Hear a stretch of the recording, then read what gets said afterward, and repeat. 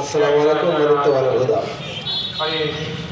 মাননীয় আজকের এই সভার পরিচালক এবং এসডিপিআই এর বিভিন্ন জায়গা থেকে আগত এসডিপিআই এর সদস্য কর্মীবৃন্দ এবং হরিয়াপাড়া বাজারের চলমান রাস্তার যাত্রী, ব্যবসায়ী, নির্বাচন কমিশনের পক্ষ থেকে যারা এসেছেন তাদের প্রশাসনের পক্ষ থেকে সকলকে জানাই এসডিপিআই এর পক্ষ থেকে আন্তরিক শুভেচ্ছা অভিনন্দন। আজ এই হরিয়ারপাড়া বাজারে এসডিপিআই এর মনোনীত প্রার্থী তাইজুল ইসলামের নির্বাচনে একটি পথসভার আয়োজন করা হয়েছে। এই সভা শুধু হরিয়ারপাড়া নয়, সারা ভারতবর্ষে প্রতিটা গায়ে, প্রতিটা পাড়ায়, প্রতিটা গ্রামে, শহরে, পৌরসভায়, সমস্ত জায়গা অলিতে গলিতে সভা, মিটিং, মিছিল প্রতিনিয়ত চলছে। এবং আমরা স্বাধীনতার পর থেকে যে নির্বাচনে অংশগ্রহণ করি তার চেয়েও এবার 2024-এ যে লোকসভা নির্বাচন ভারতবর্ষ হতে চলেছে এবং অলরেডি কয়েক জায়গায় নির্বাচন হয়ে গেছে। এই নির্বাচন অন্য অন্য বছরের নির্বাচনের তুলনায় আলাদা। সেটা যারা শুভবুদ্ধিমান মানুষ তারা সকলেই বুঝতে পারছেন আলাদা কেন। 2014 সাল থেকে যে আমাদের দেশের নব সরকার প্রতিষ্ঠিত হয়েছে, আরএসএস পরিচালিত বিজেপি সরকার 2014-এর পর থেকেই দেশের খেটে খাওয়া সাধারণ মানুষের কল্যাণার্থে কোন রকমের কোন প্রকল্প, কোনো কাজ করেননি। সারা দেশে বিভিন্ন সময়ে বিভিন্ন ইস্যু নিয়ে কাজ করেছেন তারা। শুধু সাধারণ মানুষ কিভাবে হয়রানির শিকার হয় সেটাই তারা করে গেছে প্রতিনিয়ত। কখনোই ব্যাংকের লাইনে, নোটবন্দির নামে ব্যাংকের লাইনের পর লাইন, আধার কার্ড ইস্যুতে সারা রাত থেকে আধার কার্ড তৈরি, এইভাবে তারা কাজ করে যে এনআরসি নিয়ে সারা দেশে সাধারণ মানুষকে উত্তপ্ত করে দিয়েছে।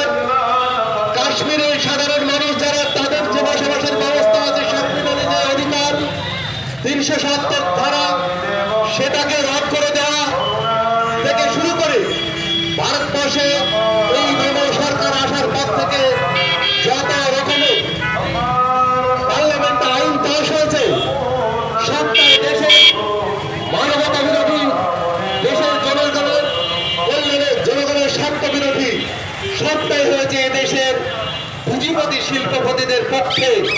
এবং দেশ সারা ভারতবর্ষে যারা পরিচালনা করছে গুটি কয়েক মানুষ, মাত্র 15% মানুষ, অন্যবাদীরা, ব্রাহ্মণরা এই দেশ পরিচালনা করছে। মাত্র 15% মানুষ। এই 15% অঙ্গনে হিলতে হিলনিতে সারা দেশে 85% মানুষ অস্থির হয়ে পড়েছে। তাই তারা এই মুহূর্তে ভারতবর্ষের 85% মানুষ এখন জেগে উঠেছে। প্রতিটা পাড়ায় পাড়ায়, অলিতে গলিতে আমরা বুক ভরা আশা নিয়ে কংগ্রেসকে বিতাড়িত করেছিলাম ভারতবর্ষ থেকে। আবার সেই বিজেপি হিন্দুত্ববাদী সরকার আসার পরে এদেশে যত রকমের আইন পাশ হয়েছে পার্লামেন্টে সবটাই জনগণের স্বার্থ বিরোধী। এবং সারা ভারতবর্ষে বিভিন্ন জায়গায়, অলিতে গলিতে, পাড়ায় পাড়ায়, বিভিন্ন জায়গায় হিন্দু মুসলমান সাম্প্রদায়িক দাঙ্গা এবং বীজ বপন করা হয়েছে। ট্রেনে, বাসে, লরিতে, ফ্লাইটে সমস্ত জায়গায় যেতে হলে পরে এখন ভাবতে হয় আমার পাশে হিন্দু ভাই বসে আছে না আরএসএস না বিজেপি আছে। মানুষ আছে কি চিন্তা করতে হয় না।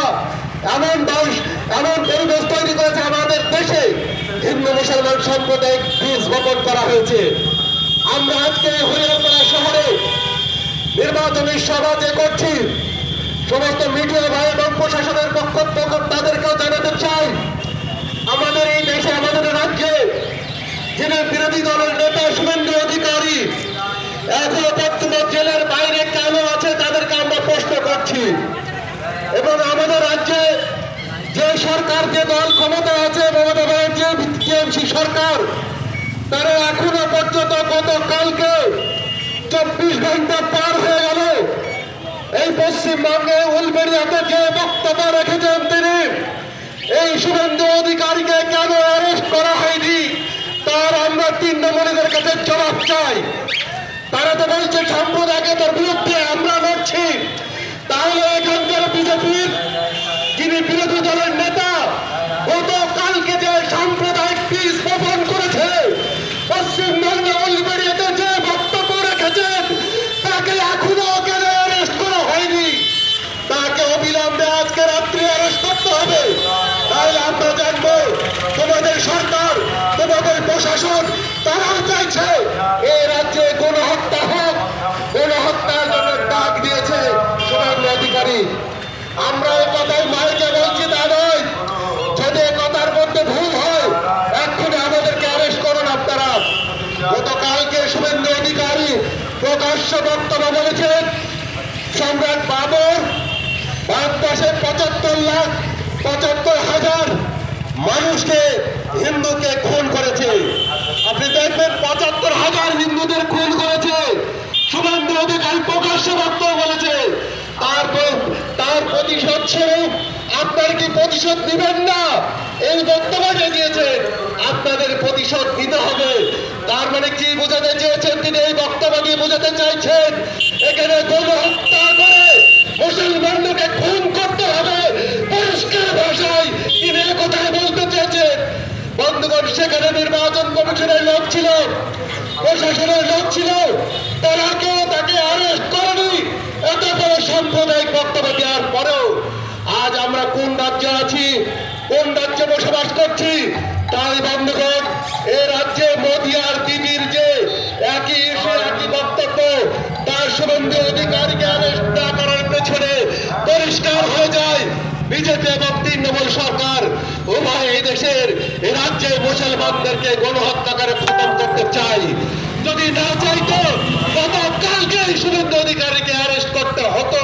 অ্যারেস্ট যে করেনি তার প্রমাণ হচ্ছে এই মমতা ব্যানার্জি চাই মুসলমানদেরকে হত্যা করা হোক, মুসলমানদেরকে গণহত্যা করা হোক। আমি যে বক্তব্য দিচ্ছি, নির্বাচন কমিশনের লোক আছেন, তারা প্রকাশ করুন আমার বক্তব্য। নির্দ্বিধায় বলতে চাই, কেন শুভেন্দুকে অধিকারীকে অ্যারেস্ট করা হয়নি? কেন জেলের বাইরে আছে? মমতা ব্যানার্জিকে প্রশ্ন ছুটতে চাই, অভিষেক ব্যানার্জিকে জানাতে চাই, কেন এখনো পর্যন্ত শুভেন্দু অধিকারীকে বন্দী করা হয়নি, অ্যারেস্ট করা হয়নি?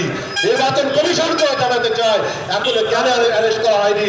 গতকালকে যে বক্তব্য দিয়েছে, এত বড় সাম্প্রদায়িক বক্তব্য, এত বড় দাঙ্গা লাগানোর বক্তব্য, এত বড় ষড়যন্ত্র করে হিন্দু মুসলমান খতম করার বক্তব্য।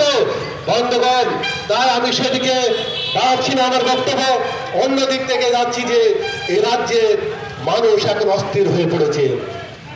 শুধু পশ্চিমবঙ্গ রাজ্যে না, সারা ভারতবর্ষে বিজেপির বিরুদ্ধে একটা বড় ধরনের হাওয়া উঠেছে।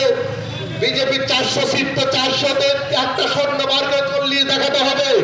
কারণ ভারতবর্ষে মানুষ বুঝতে শিখেছে এদেশে মোদী সরকার যত প্রতিশ্রুতি দিয়েছিল সমস্ত প্রতিশ্রুতি মিথ্যায় পরিণত হয়েছে এবং মাত্র 32 জন মানুষের দেশের সম্পদকে লুট করে তারা বিদেশে পালিয়ে গেছে। আজ পর্যন্ত তাদেরকে উদ্ধার করতে পারেনি এবং যেসব আইন পাস করেছে দেশের জনগণের কল্যাণের জন্য নয়। তাই এই দেশ থেকে বিজেপি সরকার এদের নির্দ্বিধায় বিদায় নিচ্ছে। তার পাশাপাশি আমাদের রাজ্যে বিদায় দিবে না, কিছু সিটে তারা জিতবে। তার কারণ হচ্ছে এখানকার কংগ্রেস, সিপিএম এবং তৃণমূল সরকার, তারা উভয় বিজেপিকে খতম করতে চায় না। বিজেপিকে খতম করতে চাইলে ভারতবর্ষে যেভাবে বিজেপির